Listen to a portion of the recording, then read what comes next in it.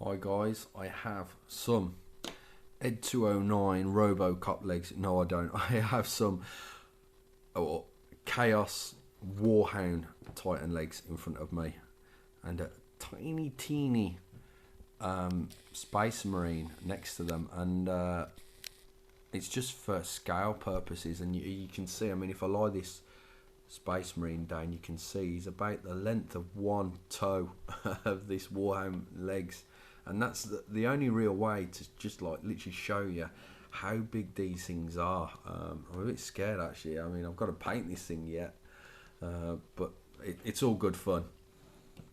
But as much as I am enjoying this, and I really am enjoying this, and I don't want to come off as some kind of sport idiot here, but it has been a little bit stressful because it's such a complex kit. It really is. I can't emphasize that enough.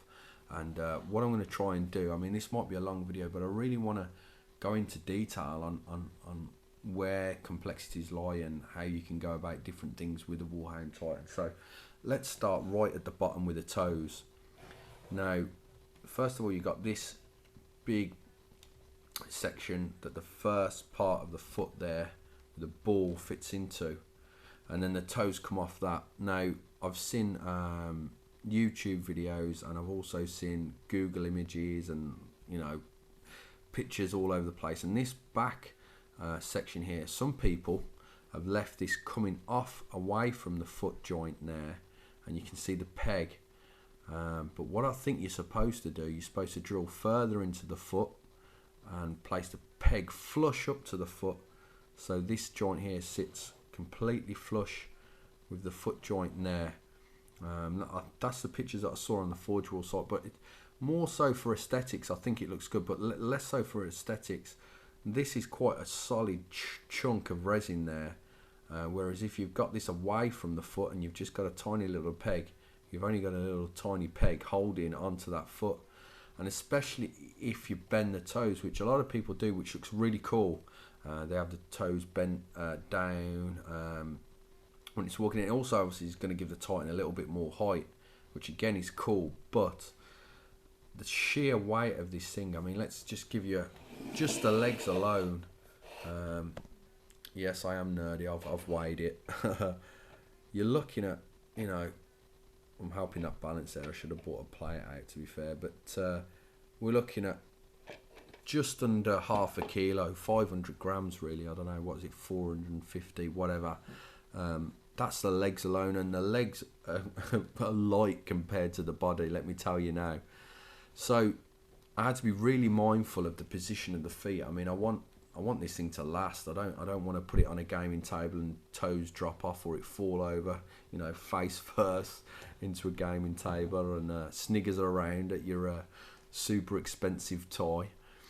So, but also I wanted the best of both worlds. I wanted it to be as sturdy as possible, but I also wanted it to have a dynamic walking pose.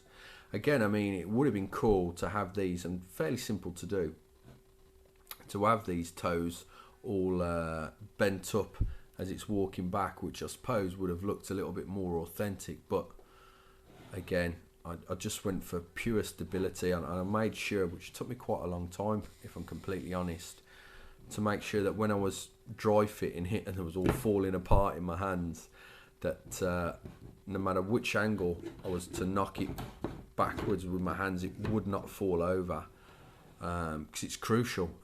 When the top section, I don't know, it could weigh 2 kilos, I'm not sure, but it weighs a lot. If that's uneven or unsteady, you're gonna have one sad day when it comes crashing to the floor. So that's another complexity, making sure that you've got it nice and sturdy.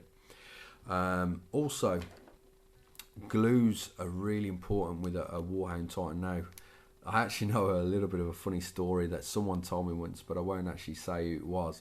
But they said they were struggling to put it together with plastic glue, and it's not plastic, it's resin. No resin models going together with plastic glue. But even super glue, to be quite honest, you're going to really struggle with. Again, sheer weight. I mean, if you got a really good super glue, you still could find that super glue not holding up to the test of time. So an awesome YouTuber, and I've given him a shout out before, but he definitely deserves another one. It's Crew Orangelicious. Did a video and he was talking over some of the stuff that he uses, and he uses this stuff, JB Weld. Now what this JB Weld actually does is it forms, as the box says, a cold weld, and what that actually does is it gives you the super strong bond. The bond is so strong you can literally use this stuff to you know, cold weld engine blocks back together, and that's no lie. I mean, the information's on the actual box that they come in. They're really easy to work with. You mix them 1 to 1, so however much you put of this in, you put the exact amount of the steel. One's a hardener and one's a steel. Mix it together in a little plastic cup or whatever you got, and then you just literally, I use like a little spatula and spatulaed, I can't even get that word out. I placed the JB Weld into the joints basically, and there is a drawback though of using this JB Weld, and the drawback is the long curing time, and that obviously presents problems, and the problems are obviously going to be, for example, this joint here is coming off at an angle. I put the JB Weld in, it's just going to keep flopping down until it sets, and I can't stand there for 10 hours holding it. Although at some stages it did feel like that, but no, I had to strategically put tiny amounts of super glue around the areas that I didn't need to put the JB Weld, just to hold the joint into place while the crucial and most important thing went off, which is the JB Weld. And I mean, and everything you see on here has been JB welded. The only thing that hasn't needed to be JB welded is the pistons there, because obviously they're so tiny and they're just super glued in.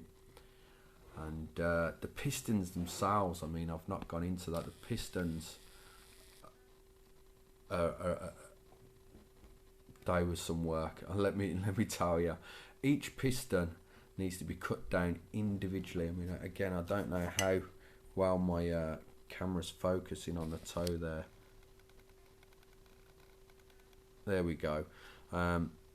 Each of these pistons, these are single pistons, need to be cut down, and depending on how the toe's bent or curled up, whichever way you've got it, will dictate the length of each piston.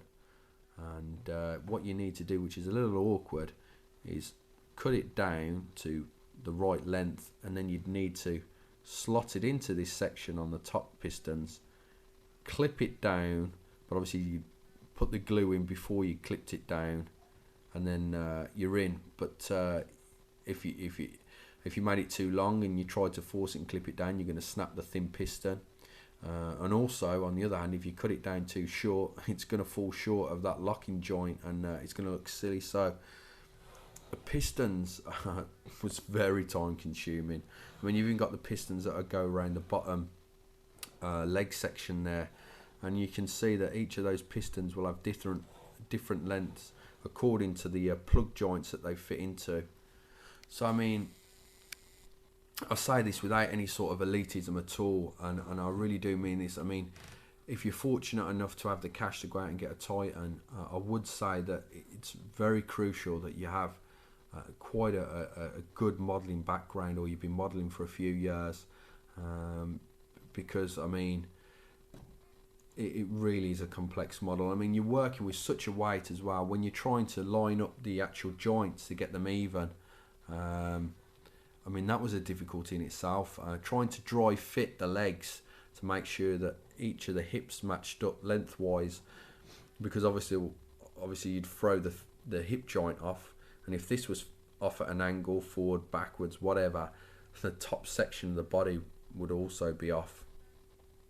And I also put a magnet in there because I wanted it to have the ability to swivel around. I think obviously that's really cool, and it's also good for transport, you know, taking it in sections, because obviously it's quite big. Now this magnet in here is an 18mm by 2mm in depth, and the pull on this again is absolutely ridiculous. The strength is amazing. Again, no super glue is going to hold that sort of strength of magnet over time when you're clipping them off and on. So that needed to be welded in again. And the blue tack that you see here, or white tack as it might be actually, is in place just to protect and keep the resin underneath clean for when the armour plates need to be glued on afterwards. But if you glue them in first, you're never going to be able to paint these pistons up, which some of it will be covered anyway, but you know, you want it to look spot on, really.